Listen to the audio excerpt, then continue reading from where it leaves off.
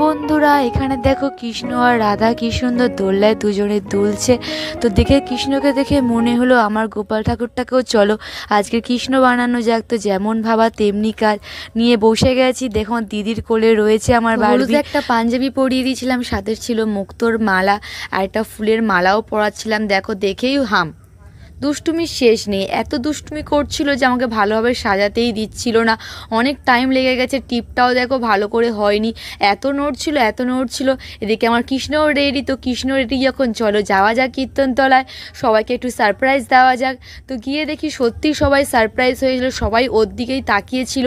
সত্যি করে কৃষ্ণ চলে এসছে, নাড়ু গোপাল আমার। তো একটু দাঁড়িয়েছিলাম কৃষ্ণর পাশে ফটো তোলার জন্য, দেখতেই পাচ্ছ তাদের কটা ফটো তুলছিলাম। এদিকে কীর্তনও আমাদের শুরু হয়ে গেছিলো। মঞ্চটাও দেখো কত সুন্দর করেছিল, সত্যি খুব সুন্দর লাগছিল পরিবেশটা। এদিকে কত লোক দেখো, সবাই কীর্তন দেখছে।